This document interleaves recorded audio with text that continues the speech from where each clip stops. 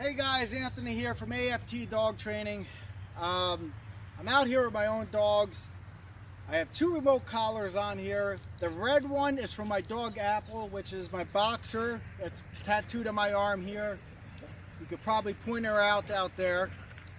And the waterfowl one is for my little bit more of a knucklehead dog, which is the black one running around. Those are the only two, this black one here. Those are the only two dogs on remote collar right now. Cider eventually will go to remote collar. Little guy is remote collar trained, but I do not have a remote collar on him now. And the reason why I'm bringing up the subject of remote collar use is there's been some rumors that people are contacting me about, that there seems to be some positive only groups in this area in the Lehigh Valley are trying to get together and almost start a coalition of their own to either ban, I don't even know what they're trying to do with remote collar. Because what is factual with remote collar is remote collar usage, proper remote collar usage, when I show you with my own dogs here, on recall for training, the levels are so low that the aversiveness, if their argument is about being aversive, is the least aversive than anything that a positive only dog trainer attaches to the dog. So if they're walking around with the dog on a buckle leash and there's any tension at all on the neck, they are giving more aversive to the dog, and they should apologize for it if they're trying to make the case of that the remote collar is causing any aversiveness to the dog, and that we should remove and ban the collar, and that we should apologize for it. I know it sounds ridiculous, but there's one side of the dog industry, a dog training industry, which is the positive only side, that wants to make the dog species, the canine species, the only species on this planet that lives without consequence. I'm going to say that again. The positive only dog trainers they're the only species, they want the dog to be the only species on this planet that live without consequence. Meaning that they will fake say, but what they say is that the other three quadrants in learning theory, you got positive reinforcement, positive punishment, negative reinforcement, and negative punishment. The only quadrant needed, according to positive only training, is positive reinforcement. Now I want you to think about your everyday human life, and if you have children, have you ever said the word no to your child because you just punished your child by saying no? You did not give what they wanted. So according to the positive only side, they would say that, some of them would say you're close to being a child abuser because you did not let the child have what they wanted. So say also the child is drawing all over your walls. Instead of punishing the child for that, we've all been there. I know that, as my parents, I might have got a little slap on the hand, told them not to do it anymore, and I didn't do it. That actually happened to my child with his grandfather. And guess what? He never did it again. But they would consider that child abuse. There's a huge positive only dog training movement where they would consider that type of correction or learning child abuse. So what they would rather you do, child is drawing on the walls, walk by them and give them a chocolate bar. Why? Because you just had them do something new, a new behavior, eating the chocolate bar, and forgetting about drawing on the walls. Think about this. I know if I did that to my child would say, ooh, I drew on the wall, they walked by, gave me a chocolate bar, I'm going to go back to drawing on the wall. And they repeat this step. That's why there's so much failure.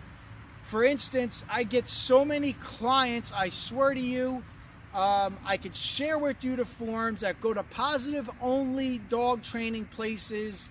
They spent hundreds, if not thousands of dollars on the training just to get the dog not to go on the couch. They would throw 30 pieces of hot dog fast as they can. Hot dog. Boom, boom, boom, hot dogs over again. Let's keep making those noises. You know? Over and over again. Rapid shooting their hot dogs onto the ground to get the dog off the couch. So what would happen is the dog would jump on the couch, throw the hot dog. Dog would jump off the couch, eat the hot dog. Dog jump on the couch, throw the hot dog. Dog jump off the couch, throw the hot dog. Every time the dog jumped on the couch, they got a hot dog on the ground. So they did that over and over again. So guess what? The dog kept jumping on the couch because they were rewarded with the hot dog every single time they jumped on the couch. So we also get this all the time with dog charging the door. To have the person coming in the door give them a treat. You just rewarded them for charging the door. Or the dog jumping up onto people. So they say to turn around. They did this. One of my clients listened to the positive only trainer, and the grandmother was hospitalized for a few months because when they turned around, when the big dog jumped on their back and injured her mother so badly, she was hospitalized with I think they broke her hip or something when she fell down the steps. So that's not working. So the dog, every time they jump on them, they are supposed to throw treats on the ground to get the dog to stop thinking about jumping on you. So, so every time the dog jumps on you, you give them a treat.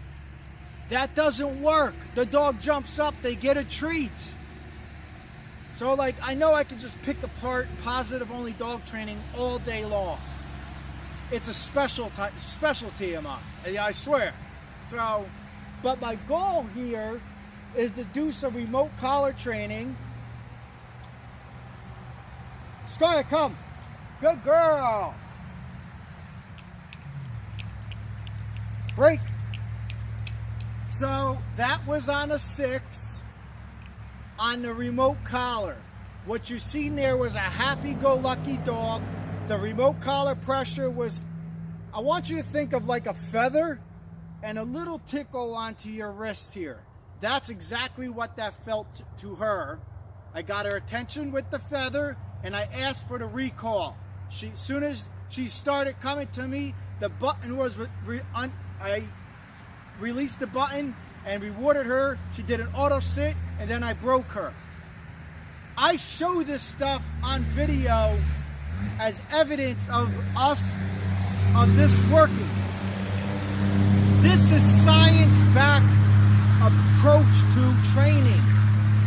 You will not see a whole lot of training videos from their side of things of it working.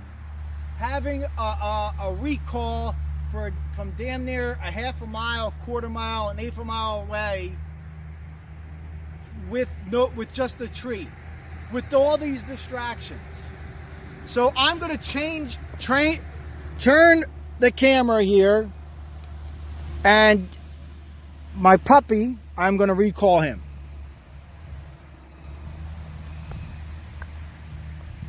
Fighter, come. Good boy.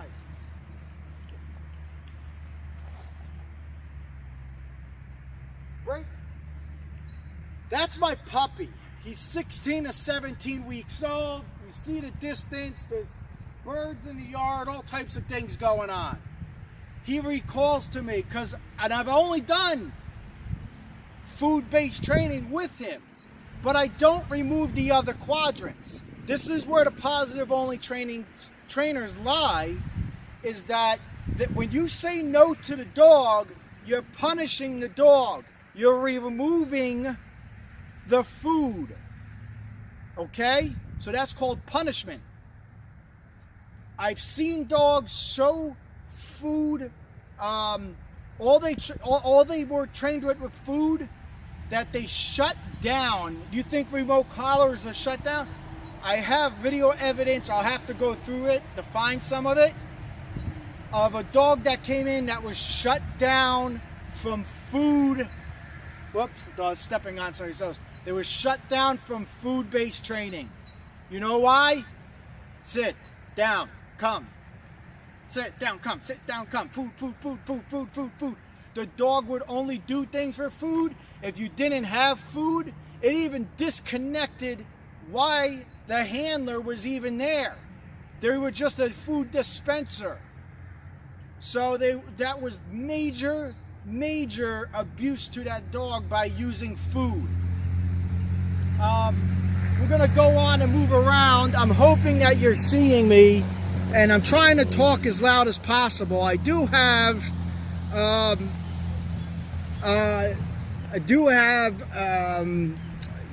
what do you talk, a microphone. I did buy one. I'm working on it, but I'm going to continue on here with the training and showing you why and when we use remote collar and whatnot. When we're not using remote collar, I'll talk about the feeding and why my recall with my dog is so well. Cider, come. Again, right here. Look. Good. Sit. Break. I'll give her because she came to. But the reason why his recall is so good, and I just did it with food, is every feeding I do, or my son Mason does, he's 6 years old, it's done with a come command, and that dog comes every time. When I go to remote collar training with Cider, what's up, bro? This is actually his remote that's on Apple. In the future, in a few weeks, he'll be going to remote. I'm just gonna layer in the remote onto what Cider already knows. It's so much easier with the pressure from the remote to layer it in over the commands. The dogs just pick up the training so much quicker. And let me give you an example why. Pretend there's a chair right over here. And I said to my little kid, now remember their brain waves, and they say they are smart as a 3-year-old to a 5-year-old child. I said to my 3-year-old, go sit over there in that chair. And they look at me, what? I slightly grab their hand and I say, come sit in this chair over here. And then I release my hand as they sat there. I'm applying a reversive pressure to my child, and when I do that, and that's why I always pick these things apart, but that's the same thing as me using the remote. It's a lot easier for a dog to learn that pressure and then place onto the placemat. The dog picks it up like that. Instead of me trying to food lure the dog over and over again, all they're concentrated on, if some dogs are food motivated, they don't give a damn what the hell you do. They just want the food. You'll see the dog just concentrating on the food. They're not concentrating on the action or what they're actually learning. So you'll see that as well too. Whoops, the dogs are starting to knock over my stuff here. So we're going to move on here as we go. I'm going to do this as a part 1, okay? This is a part 1 of what we've gone over.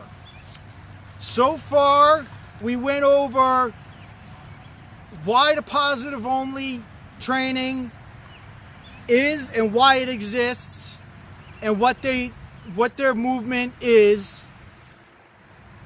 And we've gone over remote collar recall with my dog using the slightest little touch on a very happy dog. And then we've gone over how I do the training with my little puppy Cider, and how my 6-year-old child does it as well, and how we're going to layer in remote collar eventually. I just want to touch and end on this real quick on why positive only training exists. It exists because, and this is going back between Dr. Ian Dunbar, he's an animal behaviorist, but he contradicts himself so much, I will just call him a bullshit artist. And sorry for my language. he will say in one part, and like you can read scientific college level books, how dogs are pack animals and all this, and then you'll read in another book he says they're not, and then he just contradicts himself so much. He's all over the place, and he's not a dog trainer. There's never really any, I don't think there's any video evidence of him training one dog. There's evidence of him, I think, telling a story about how he has to euthanize dogs for the stupidest things, but there's really no evidence of him training a dog. So just keep that in mind. But positive only dog training is exists, and some of it where it comes from is they believe nothing is passed down from the wolf to the dog. So if nothing is passed down from the wolf to the dog, there's no reason for leadership or domination over the puppy or the dog. If there's no reason to have leadership or domination over the puppy or dog, since nothing was passed down from the wolf, then there's no reason for you to ever say no to the dog, because then you would be dominating them or being a leader to them. Do you make sense out of that? Because if that makes sense to you and you think that that's okay, this is probably not the dog training page you want to follow. I always make fun of where do dogs get this little kicking thing from. They kick after they pee and poop to mark their area. Their mothers sometimes don't even get a chance to teach them that. How is that passed down? How is even marking passed down? Because they can't pick and choose what they want to pick and choose was ever passed down from the wolf if they want to pick and choose it. So that's where I pick apart their stuff. And it drives them nuts. Because instead of being like some imbecile just looking at a screen saying, that's not me. I'm a thinker. I ain't no dummy. So that's where positive only crap comes from. So I'm going to make this into a part 2. I want to try to distance myself from my dogs. So thanks for listening. Any question or comments, hit it up in the comment section.